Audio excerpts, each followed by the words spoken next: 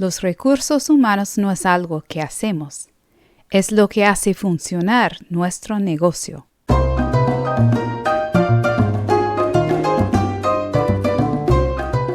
Bienvenidos. Welcome to Business Spanish. The Business Spanish Podcast will help you develop your skills as a bilingual professional in negotiation and communication, whether you're in the boardroom or the break room. I'm your host, Michelle, and I invite you to join us in each episode as we explore the Spanish of different industries, business disciplines, and cultures. ¿Listos? Manos a la obra. Hola amigos, ¿cómo están en este hermoso día? Espero que bien y con muchas ganas de aprender sobre algunos aspectos de recursos humanos en el episodio de hoy. As we approach the final days of 2023, I'm excited to share that the Business Spanish Podcast has reached listeners in 86 countries around the globe. We are grateful for each and every one of you and ask you to support us by subscribing and leaving a great rating and review in Apple Podcasts or your favorite podcast platform. That will help us to reach an even greater audience and ensure that we continue to bring you quality programs. Now, on today's episode, we're going to examine arguably one of the most important functions of business administration, los recursos humanos, or human resources. You may recall in episode 5 of the Business Spanish Podcast, we put on our hiring hats and examined how to conduct a professional job interview in Spanish. Be sure to go back and give it a listen if you haven't already. Now, in the first part of today's episode, we will be introducing some more general HR terms. Then, we will practice creating 2 job postings. On a future episode, we're going to create a sample employee performance review. Remember, you can now download all the notes from each episode of Business Spanish on our website. Simply visit www.culturaconnections.com/podcast to sign up and to have those show notes delivered directly to your inbox. I'll leave a link in the description of this episode. And each time we release a new episode, you will receive updated notes if you subscribe. Ahora sí, empecemos con el vocabulario. El empleado, or la empleada, is employee. El empleado, la empleada. La entrevista, interview. La entrevista. Entrevistar, to interview. Entrevistar. La capacitación. Training. La capacitación. Capacitar. To train. Capacitar. La evaluación de desempeño. Performance evaluation. La evaluación de desempeño. Evaluar, to evaluate or to assess. Evaluar. El currículum, resume. El currículum. And depending on where you are, there may be other words that are used for resume, but this is a fairly common one. La oferta de empleo, or el aviso de empleo, is job posting. La oferta de empleo o el aviso de empleo. El personal is staff, like the people that work in a company. El personal. La contratación is hiring, the act of hiring. La contratación. Contratar is to hire. Contratar. Despedir is to fire or to lay off. And we know this is also a word or a verb that means to say goodbye.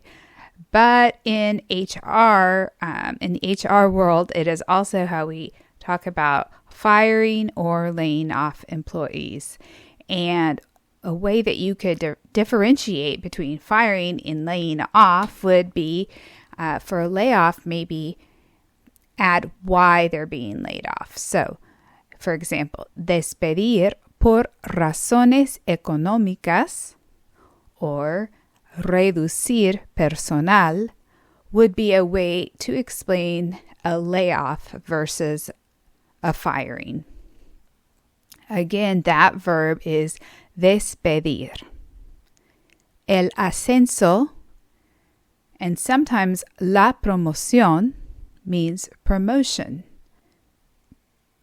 El ascenso, la promoción. Ascender, to promote. Ascender. And to clarify, this is to promote as in to increase one's job responsibilities and pay, not to promote as in to advertise. Ascender. El reclutamiento is recruitment. El reclutamiento.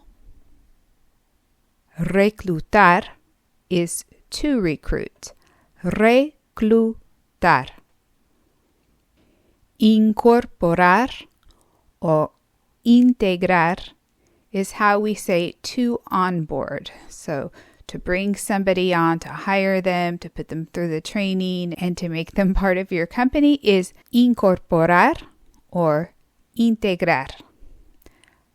Retener, to retain, as to retain an employee. Retener. Sancionar is the verb we use to mean to discipline, as in to discipline an employee. Sancionar. Renunciar, to resign. Renunciar. Jubilarse or retirarse means to retire.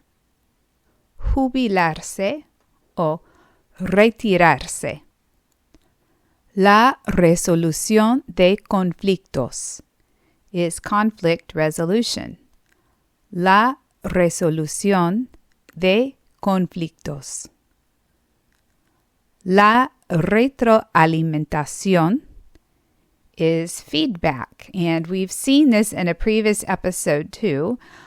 Sometimes it's also common just to use the English word feedback, but there is a Spanish word that exists, and again, that is la retroalimentación. El trabajo en equipo is teamwork. El trabajo en equipo. La comunicación efectiva, effective communication. La comunicación efectiva. El código de conducta, code of conduct. El código de conducta. La diversidad e inclusión, diversity and inclusion. La diversidad e inclusión. El cumplimiento means compliance. El cumplimiento. Las políticas laborales are workplace policies. Las políticas laborales. Las normativas are regulations. Las normativas. El establecimiento de metas is goal setting. El establecimiento de metas. Fijar or establecer metas is to set goals. Fijar metas o establecer metas. El reconocimiento, recognition. El reconocimiento. El desarrollo profesional is professional development. El desarrollo profesional. El respeto a la jerarquía, respect for hierarchy. El respeto a la jerarquía. El equilibrio entre trabajo y vida personal means work-life balance or work-family life balance. El equilibrio entre trabajo y vida personal. La sensibilidad cultural, cultural sensitivity. La sensibilidad cultural. La etiqueta laboral, workplace etiquette. La etiqueta laboral. Hola amigos! I hope you're enjoying this podcast and learning ways to improve your professional Spanish skills. Interested in one-on-one coaching? In addition to this podcast, I offer private and small group Spanish lessons online for beginner to intermediate speakers. For a limited time, your first session is free. For more details, leave a comment or email BusinessSpanishPodcast@gmail.com. See the show notes for more information. Muy bien. Now, in this section of the episode, we are going to create 2 different job postings. The first one is for more of an office job, and the second one will be for more of a labor job. In both cases, we'll have the job position, the description, responsibilities, and requirements. So I'm going to read the job posting for the office position first, and then we will point out a few of the different terms that are used. But if you are interested in getting the description along with the translation, just check us out on our website, www.culturaconnections.com/podcast, and you can sign up to receive all these notes and the translation. So let's go ahead and get started. El primer puesto, el título del puesto es asistente administrativo. La descripción del trabajo es: estamos en busca de un asistente administrativo altamente organizado y proactivo para unirse a nuestro equipo. El candidato ideal será responsable de proporcionar apoyo administrativo crucial, gestionar eficientemente la documentación y colaborar estrechamente con diversos departamentos. So how they said we are looking for. Estamos en busca de. We are looking for. Altamente organizado, highly organized, and para unirse a nuestro equipo. This is how we say to join our team. To join our team. Para unirse a nuestro equipo. One of the responsibilities they said would be gestionar la documentación. Gestionar is one way we could say administrar o manejar. It's to manage. Okay, let's take a look. That was the job description. Ahora veamos las responsabilidades. Coordinar y programar reuniones, así como mantener actualizado el calendario de eventos. Actualizado means updated. La segunda responsabilidad es gestionar la correspondencia y la comunicación interna y externa de manera efectiva. Preparar informes y presentaciones para la alta dirección. So informes is another way to say reportes o reportajes, reports. And it said para la alta dirección, for upper management.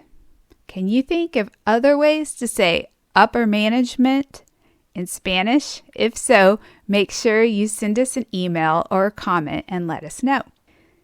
La siguiente responsabilidad es mantener y organizar registros de archivos y documentos de la empresa. Colaborar con el personal de diferentes departamentos para facilitar la eficiencia operativa. Realizar tareas administrativas generales según sea necesario. So, realizar, as you will remember, means to carry out or to make or to do. And tareas administrativas, in this case, we don't translate tareas like homework. It's administrative tasks. So, in this context, tareas means tasks. Ahora veamos los requisitos del puesto, the requirements. El candidato ideal debería contar con experiencia previa en roles administrativos, habilidades avanzadas en Microsoft Office y sistemas de gestión de documentos, fuertes habilidades organizativas y atención al detalle. Habilidades organizativas es organizational skills y atención al detalle, attention to detail.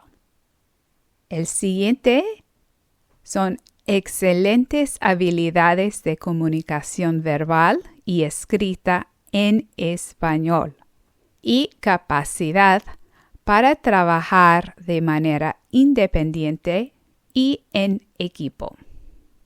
Now remember, you can go back and take a look at that job posting along with its translation by signing up for our notes on our website.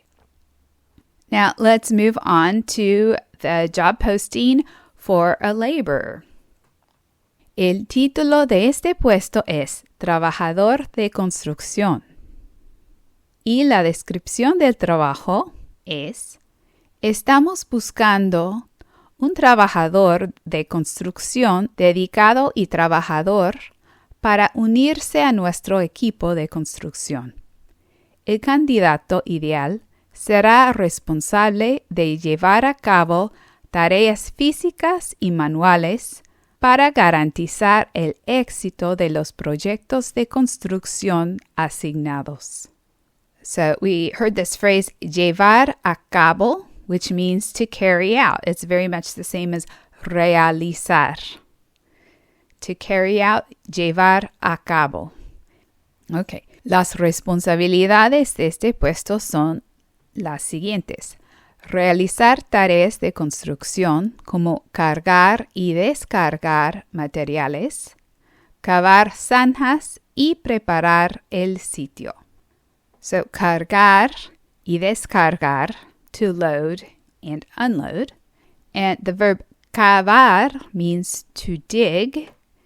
And the noun la zanja, with a zeta, is the ditch, so to dig ditches. Otra responsabilidad es operar herramientas y maquinaria de construcción de manera segura y eficiente.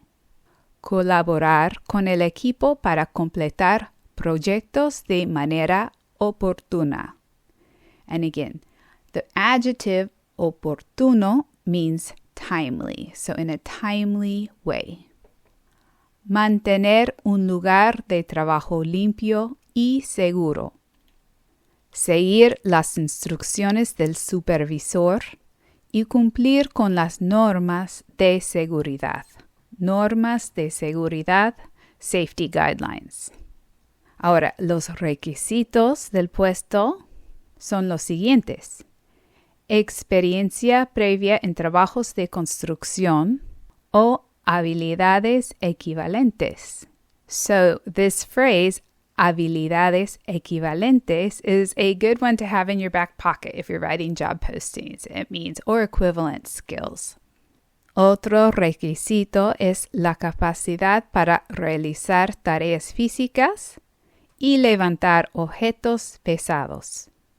El conocimiento básico de herramientas y maquinaria de construcción. La disponibilidad para trabajar en condiciones climáticas diversas. La disponibilidad is an important noun which means the availability.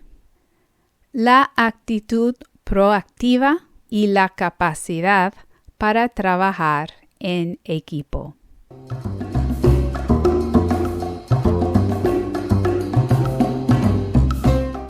Y con eso ya llegamos al final de nuestro episodio de hoy. Thank you for tuning in, and be sure to write to us and tell us what you would like to hear on future episodes.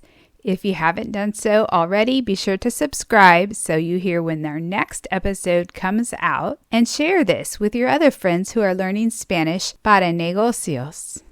Feliz Navidad, feliz Año Nuevo, nos vemos pronto amigos, adiós.